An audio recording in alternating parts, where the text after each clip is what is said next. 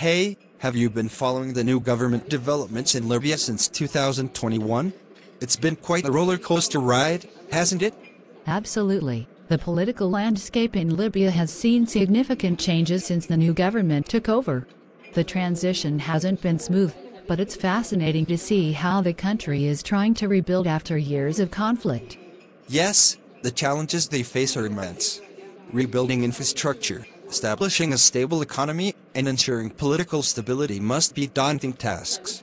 I wonder how they plan to address these issues effectively. One of the key aspects seems to be the focus on national reconciliation. The new government has been working towards bringing various factions and tribes together, fostering dialogue and understanding among different communities. This is crucial for long-term stability. That's true. Reconciliation can pave the way for lasting peace. It's heartening to see efforts being made to bridge the gaps between different groups. Do you think the international community has been supportive of Libya's efforts? To some extent, yes. The international community has been providing aid and support to Libya, both in terms of humanitarian aid and helping with the reconstruction efforts. However, there are still concerns about external interference and how it might impact Libya's sovereignty. Striking a balance between receiving assistance and maintaining independence is a delicate task. I can see how that balance is crucial. Libya needs support, but it also needs to maintain its autonomy to make decisions that are in the best interest of its people. It's a fine line to walk. Do you think the new government has been successful in gaining the trust of the Libyan people? Trust is a complex issue, especially after years of conflict and political instability. The new government's transparency, accountability, and inclusivity are key factors in winning the trust of the people. They need to demonstrate tangible improvements in the daily lives of citizens, whether it's in terms of access to basic services, job opportunities, or security. Building trust takes time, but visible progress can go a long way. Absolutely. Visible progress is essential. It gives people hope and confidence in the government's ability to bring about positive change. I've heard that there have been efforts to strengthen the rule of law in Libya. How do you think this will impact the overall stability of the country? Strengthening the rule of law is fundamental for any nation's stability. It ensures that there is a fair and just legal system in place, which promotes confidence among the citizens. It also attracts investors and international partners, knowing that their investments are protected by a strong legal framework. If Libya can establish a robust judicial system, it will certainly contribute significantly to its stability and development. That makes sense. A strong legal system not only ensures justice, but also fosters an environment conducive to economic growth and development. Speaking of development, what do you think are the main economic challenges that Libya faces, and how is the new government addressing them? The economic challenges are vast. Libya's economy has been heavily reliant on oil, and fluctuations in oil prices have a direct impact on its revenue.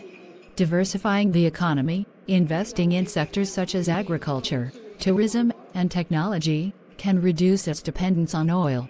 Additionally, addressing issues like corruption and mismanagement is crucial to ensure that resources are used efficiently for the country's development. The new government seems to be aware of these challenges and is working on implementing economic reforms to create a more stable and sustainable economy. Diversification is indeed essential for economic resilience. It's good to hear that the government is focusing on reforms. I hope these efforts lead to job creation and improved living standards for the people. Education also plays a vital role in the nation's progress. Do you know if there have been any initiatives to improve the education system in Libya? Yes, education is the backbone of any society.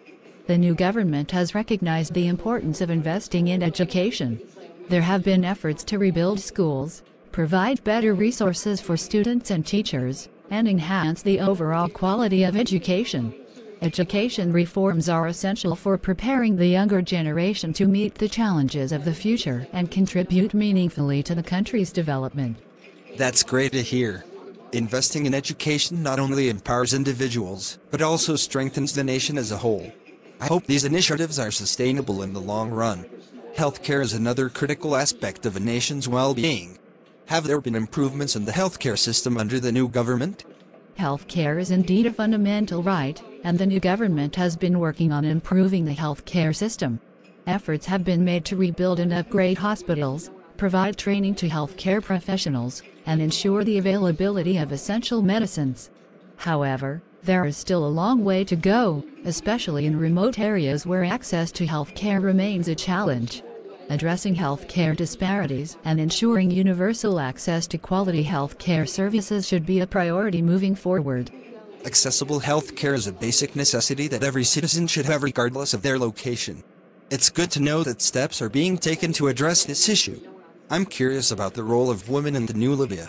Have there been advancements in gender equality and women's rights?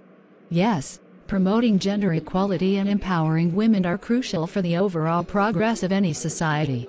The new government has taken steps to increase women's participation in decision-making processes and has been working on implementing policies that promote gender equality. This includes initiatives to increase women's representation in politics, education, and the workforce. While progress has been made, there is still work to be done to ensure that women have equal opportunities and are protected from discrimination and violence. It's heartening to hear that there are efforts to promote gender equality. Inclusivity and equal opportunities for all citizens, regardless of gender, are fundamental principles of democracy. I hope these initiatives continue to gain momentum. Transitioning to a more political aspect, how do you think the new government's foreign policy has been shaping up? Foreign policy is critical, especially for a nation like Libya that is rebuilding its international relationships. The new government has been focused on diplomacy, seeking support from neighboring countries as well as the international community. Establishing good relations with other nations can lead to economic partnerships, security cooperation, and mutual cultural exchange. A balanced and pragmatic foreign policy approach can help Libya strengthen its position on the global stage and attract investments that are vital for its development. Maintaining positive international relations can indeed open up various opportunities for Libya. It's essential for economic growth, security, and cultural exchange. I hope they continue to foster these relationships while safeguarding the nation's interests. On a broader scale, how do you think the changes in Libya's government are perceived globally? Globally, the changes in Libya are being closely observed. The international community is watching to see how Libya navigates its path to stability and prosperity. There is a sense of cautious optimism, coupled with a recognition of the challenges Libya faces.